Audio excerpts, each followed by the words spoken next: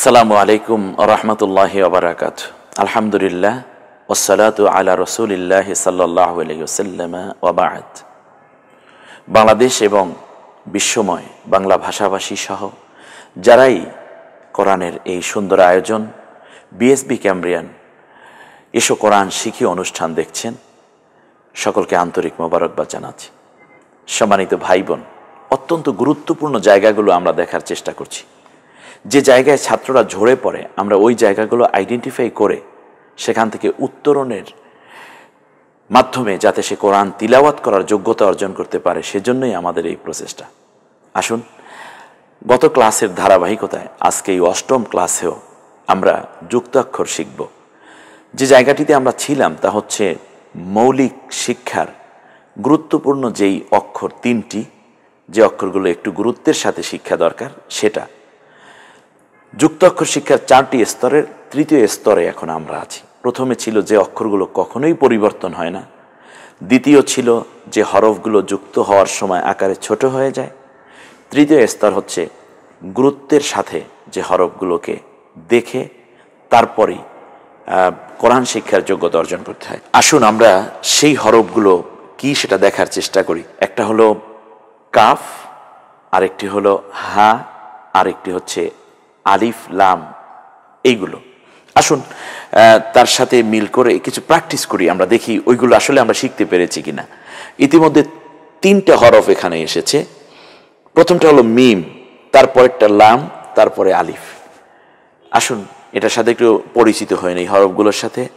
আলিফের দিকে আলিফ চলে গেল, এরপরে মিমের দিকে মিম, লামের দিকে লাম। শিক্ষার্থী বন্ধুগণ, আমি বলেছিলাম যে লাম সামনের হরফের সাথে মিশে, পরের হরফের সাথে আলিফটা মিশে না। ঠিক সেই উদাহরণটা আমরা এখন একটু দেখে নিচ্ছি। এখানে শিক্ষার্থীরা কনফিউজড হয়, এটা আলিফকে লাম বলে ফেলে, লামকে আলিফ বলে ফেলে। আশা করি আজকে এই ক্লাসের মাধ্যমে আপনার সেই ভুলটা এবং সেই দুর্বলতাটা কেটে যাবে ইনশাআল্লাহ। প্রথম হরফটার নাম সিন, এটা তো বোঝাই যায়। পরেরটা হচ্ছে মিম, তারপরেরটা আলিফ, তারপরেরটা দাল। আসুন আমরা সিনকে নিয়ে আরও পরে প্র্যাকটিস করব ইনশাআল্লাহ। তাহলে দালের দিকে দাল চলে আসলো, আলিফের দিকে আলিফ, সিনের দিকে সিন, মিমের দিকে মিম চলে গেল। এর পরের হরফ হচ্ছে, এটা কিন্তু আপনার জন্য খুব ইম্পর্টেন্ট একটা শব্দ লাম এবং আলিফের পরিচিতির ক্ষেত্রে। প্রথমটা হচ্ছে লাম, পরেরটা হচ্ছে আলিফ, পরেরটা লাম, তারপর তোয়া, তারপরে আলিফ। আশা করি এটা দেখে আপনি আরও বুঝতে পারবেন। আমরা যেহেতু আলিফ একই জায়গায়, এজন্য আর নতুন করে নিচে ঘর তৈরি করিনি আমরা। যাই হোক, এর পরেরটা আবার আসি আমরা। আল্লাহ শব্দটা লিখতে কিন্তু এভাবেই লাগে। প্রথমে হচ্ছে আলিফ, তারপরেরটা লাম, তারপরেরটা একটা লাম, তারপরেরটা গোলহা, শেষে আসলে যেটা হয়। এরপরে আবার দেখুন আলিফ লাম আলিফ সিন আলিফ। জি, এখানে 3টে আলিফ আছে এই শব্দটির মধ্যে। এরপরে আসি আলিফ লাম লাম আলিফ। আপনি বুঝতেছেন কিনা, এটাই হচ্ছে মূল ব্যাপার। কারণ লামটাই সামনের দিকে আসে, আলিফ কিন্তু সামনের দিকে মিশে নেই। খেয়াল করছেন, এই আলিফটাও সামনে কোনো হরফের সাথে মিশলে সেটা আর আলিফ থাকতো না, লাম হয়ে যেত। আমাদের নবীজি সাল্লাল্লাহু আলাইহি ওয়াসাল্লাম মুহাম্মদ, আমরা অনেকে নামও রাখি মোহাম্মদ। এই মোহাম্মদ যদি লেখি, নামের প্রথমে লফজুল্লি তাবাররুক মোহাম্মদ শব্দ আমরা ব্যবহার করি, তো এই শব্দটি এভাবে লিখতে হয়। আলিফ সামনের অক্ষরের সাথে যুক্ত হয় না। আমি ইতিমধ্যে কয়েকবার যে শব্দটা, কয়েক কথাটা আমি বলেছি, যদি সামনের অক্ষরের সাথে যুক্ত হয় তাহলে আলিফ থাকে না, লাম হয়ে যায়। আমরা এটার একটা প্র্যাকটিস করে কাফের প্র্যাকটিসটা আমরা করার চেষ্টা করছি। কাফটা মূলত এখানে দেখুন অক্ষরটির কাফ এখানে লাল দিয়ে আমি আইডেন্টিফাই করার চেষ্টা করেছি যাতে করে আপনি বেশি বুঝেন। কাফ অক্ষরটি যুক্ত হবার সময় এই বাইরের যে ব্যাসটা আছে, ব্যাস এটা থাকে না, বরং শুধুমাত্র মাঝের এই যে এই অংশটুকু, এটা দিয়ে এই কাপটা গঠিত হয়। এর মধ্যে শুধু কাপ কোনটি আপনি সেটা চিনেন কিনা তো যথেষ্ট। তার কারণ আগের হরফগুলোর প্র্যাকটিস এবং এক্সারসাইজ আমরা বহু করেছি। নতুন অক্ষর এটা আপনি বুঝেন কিনা, কাপটা বের করুন। তো এরপরে আমরা আবার চলে যাই অন্য একটা হরফ নিয়ে আমরা একটু প্র্যাকটিস করি। হা, যেটা একটু ভালো করে শেখা দরকার বলছিলাম। হাটা স্বাভাবিকভাবে তো এভাবে থাকে, যুক্ত হওয়ার সময় মাঝখান দিয়ে একটা দাগ হয়, ব্যাস এটা একটা হা, এটা হা, এখানে এটা একটা হা আছে, এই হাটা এই হাজে এটা বোঝানোর জন্য কাছে আনা হয়েছে। এর মধ্যে একটা কাফ আছে, দেখেন তো একটু বোঝা যায় কিনা, শুধু কাফটা, অন্য কোনো হরফের দিকে আপনার নজর দেওয়া দরকার নেই। এইটা কাফ, এইটা কাফ, এটা হামজা, এটা হা, এটা নুন, এটা ইয়া। এখান থেকে এই হরফগুলো আপনার একটু চিনে নিতে হবে, শুধু কাফ কোনটি আপনি সেটা বলুন, দ্যাটস ওকে। এরপরে হচ্ছে গোলতা, এর মধ্যে কিন্তু একটা মজার পড়া আছে, এর মধ্যে গোলতা কোনটা আপনার বলতে হবে, শুধু গোলতাটা খুঁজে বের করুন, আর সাথে যদি পারেন তাহলে কাপটাও খুঁজে বের করুন। এইটা একটা গোলতা, এইটা একটা গোলতা, এটা গোলতা, এরপরে এইটা গোলতা, এইটা গোলতা, এইটা গোলতা, ব্যাস। এর মধ্যে কাফ আছে, এই শব্দটার মধ্যে একটা কাফ আছে, একটু খুঁজে বের করা যাবে না? এইটা, এটার মধ্যে একটা কাফ আছে, কোনটা? প্রথমটা। এরপরে একটা বা আছে, একটা তা আছে, গোলতা আছে, মিম দাল ইয়া নুন গোলতা, মাদিনাতুন আমরা যে বলি এইভাবেই মূলত মাদিনা লিখতে হয়। এখন জের জবর পেট যখন শেখাবো তখন আপনি শব্দ তৈরি করে ফেলতে পারবেন। এই পর্যায়ে যুক্ত হরফ শিক্ষার চতুর্থ স্তরে আমরা এখন আছি। এখানে 12টি অক্ষর এরকম যা যুক্ত হওয়ার সময় তার নিচের অংশটা পড়ে যায়, নিচের অংশটা, একটা হরফ আছে তার নিচের অংশটা পড়ে যায় যুক্ত হওয়ার সময়, আর এরকম হরফ আছে 12টি। তাহলে মাথার অংশটা থাকে, নিচের অংশটা পড়ে গেলে হরফের মাথার অংশটা থাকে, আর মাথার অংশটা দেখেই মূলত হরফটাকে পুরো চেনা যায়। এটা মজার ব্যাপার দেখুন, যেমন হা, হা, হায়ের নিচের অংশ পড়ে যায়। একটা মজার ব্যাপার, আমরা প্যাকেজ আকারে পড়েছিলাম হা জিম খ, এটা কেন প্যাকেজ পড়ানো হয়েছে এখন সেটার মজাটা নিচ্ছেন। সেটা হচ্ছে হা চারিত্রিক বৈশিষ্ট্যের দিক থেকে যেরকম উচ্চারণ যাই হোক, জিম এবং খ চারিত্রিক বৈশিষ্ট্যে সেরকমই, অর্থাৎ আকৃতি একরকম হওয়ার কারণে যুক্ত হওয়ার ক্ষেত্রে হায়ের নিচের অংশ যদি পড়ে যায় তাহলে জিম এবং খয়ের নিচের অংশও পড়ে যাবে, এটাই স্বাভাবিক। সেজন্য আমরা পরপরই আরো 2টা অক্ষর নিয়ে নিতে পারবো, ব্যাস। আরো নিচের অংশ পড়ে যায়, তাহলে আমরা জিমের নুক্তাটা দিয়ে রাখি, খয়ের নুক্তাটা দিয়ে রাখি, বাস। এরপরে নিচের অংশ যে পড়ে যায় তার প্রথম হরফটি হচ্ছে সিন।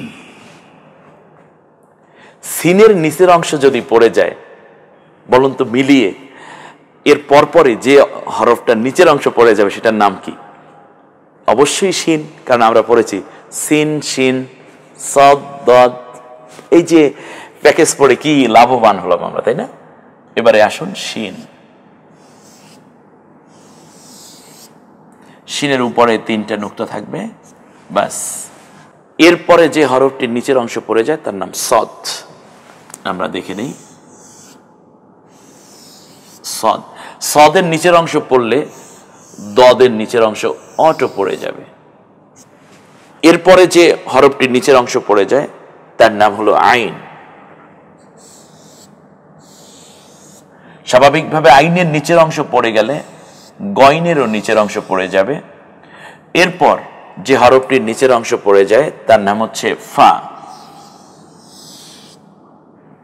ফায়ের নিচের অংশ পড়ে গেলে স্বাভাবিকভাবেই কফের নিচের অংশ পড়ে যাবে। এটা আমরা ওইভাবে বুঝি, তার কারণ হচ্ছে আমরা পড়েছি ফা কফ। আর নিচের অংশ পড়ে যায় আরেকটি হরফের, তার নাম হচ্ছে লাম। শিক্ষার্থী বন্ধুগণ, এই 12টি হরফ যুক্ত হওয়ার সময় নিচের অংশ পড়ে যায়। আর একটা ব্যাপার, আরবি তার কখনোই মাথার অংশ পরিবর্তন করে না। যেমন একজন মুমিন অনেক স্যাক্রিফাইস করতে পারে কিন্তু মাথাকে বিক্রি করতে পারে না। স্বাভাবিকভাবে কোনো জিনিসকে বা কোনো ব্যক্তিকে বা কোনো প্রাণীকে আইডেন্টিফাই করার জন্য সবচেয়ে গুরুত্বপূর্ণ অঙ্গ হচ্ছে মাথার অংশটা, চেহারার মূল অংশ যেটা আমরা বলে থাকি। আর এই জন্য মাথাকে বলা হয় রসুন, মানে প্রধান অংশ। ঠিক তেমনি আরবি হরফগুলো লেখার প্রথম যেই বিষয়টা জায়গাটা আসে ওইটাই প্রধান অঙ্গ হিসাবে এই হরফগুলোর ধরে আমি দেখেছি যে যদি এই অংশগুলো চেনানো যায় তাহলে যুক্ত হওয়ার সময় আর কোনো সমস্যায় পড়তে হয় না। তো আরবি মূলত কখনোই এমন চেঞ্জ হয় না, যেমন একটা এইটি একেবারে এরকম হয়ে গেল, অথবা এটাকে এরকম হয়ে গেল, অথবা এটাকে এরকম হয়ে গেল, এত চেঞ্জ হয় না আরবি, যেটা আমরা অন্যান্য ক্ষেত্রে দেখে থাকি। নিচের অংশ পড়ে গেলে কেমন হয় আমরা সেটা একটু দেখার চেষ্টা করি।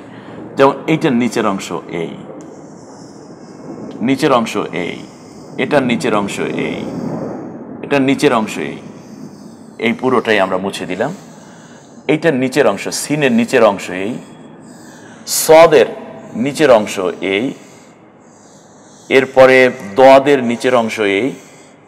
এটা বিশাল পেট, এত বড় পেট দরকার নাই, কারণ শব্দ তৈরি করার জন্য এই স্যাক্রিফাইস ইসলাম আমাদেরকে শিখিয়েছে। এটা হলো আইন এ পর্যন্ত। এরপরে গইন, ফাটাকে আমরা এখান থেকে মুছি, এরপরে কফটাকে আমরা এখান থেকে মুছি, লামটাকে এখন মুছবো না, এই জন্য যেহেতু সামনে এটা মিশতে হবে। তো এই অবস্থায় আছি। এখন আপনি এদের মাথা দেখে চিনেন কিনা সেটা হলো মূল ব্যাপার। আরবি, ইংরেজি এবং বাংলায় অনেক শব্দ বিভিন্নভাবে দেখে যদি আমরা চিনি, আরবির মূল মাথার অংশটা কখনোই পরিবর্তন হয় না, বিধায় এটা আমরা চেনা সহজ। তাহলে আমরা অবশ্যই এখন একটু দেখে নেই যে কিভাবে এটা তৈরি হলো। এখন দেখুন এই হরফটা কি ছিল জানো? এটা ছিল হলো হা। তো হাটাকে একটু সামনে বাড়িয়ে নেই, এ হলো হা।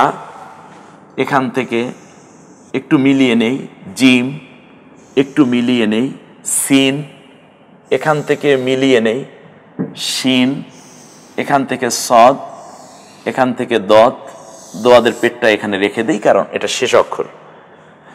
এরপরে হলো আইন, এখান থেকে গইন, ফা থেকে কফ, কফ থেকে লাম। এটাকে যদি আরেকটু সুন্দর করে আমরা গুছিয়ে নেই তাহলে এভাবে দেখাবো, হা, জিম, খ, সিন,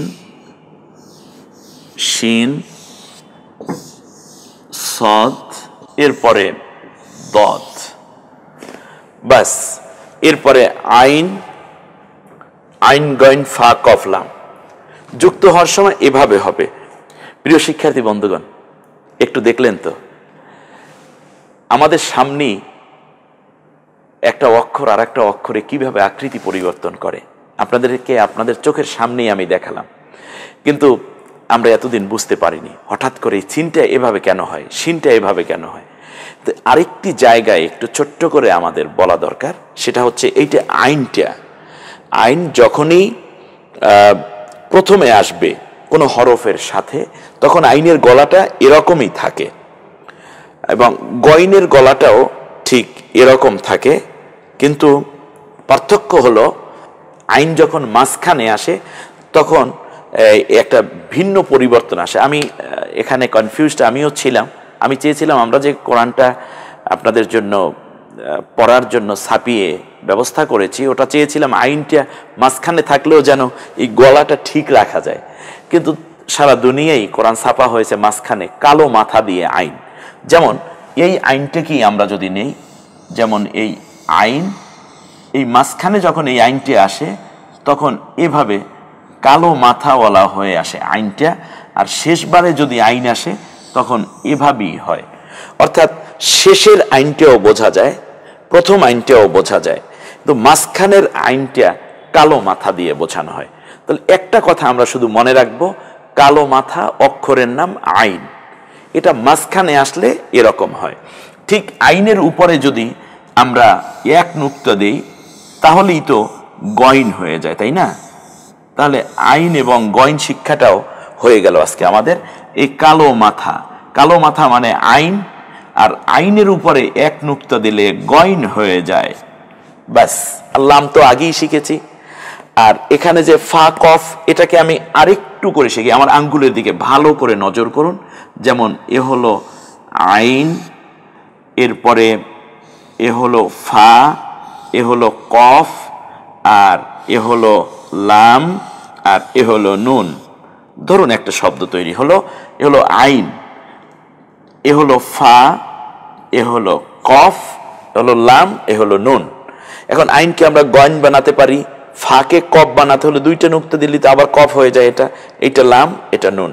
তাহলে আইন এবং গইন, শুধু এতটুকু মনে রাখতে হবে, কালো মাথা অক্ষরের নাম আইন। দেখলেন তো, এইভাবেই মূলত শব্দগুলো তৈরি। আর কোনো অক্ষর বাকি নেই। আমরা একটা চমৎকার জায়গায় চলে এসেছি। আগামী ক্লাসে, অর্থাৎ নবম ক্লাস, একটু হারানো যাবে না। কোথাও এই টাইমে, কোরআন শিক্ষার এই ক্লাসের টাইমে যাওয়া যাবে না। যত স্যাক্রিফাইস করা দরকার, এটা আপনার জীবনের শ্রেষ্ঠ সুযোগ হিসাবে এবং শেষ সুযোগ হিসাবে কোরআনের এই চমৎকার আয়োজনে থাকবেন। বিএসবি ক্যামব্রিয়ান এসো কোরআন শিখি অনুষ্ঠান আবারও দেখার আমন্ত্রণ রেখে আজকের মতো এখানেই বিদায় নিচ্ছি। সবাইকে আল্লাহ ভালো রাখুন। আমিও দোয়া কামনা করে আপনাদের কাছ থেকে বিদায় নিচ্ছি। আসসালামু আলাইকুম ওয়া রাহমাতুল্লাহি ওয়া বারাকাতুহু।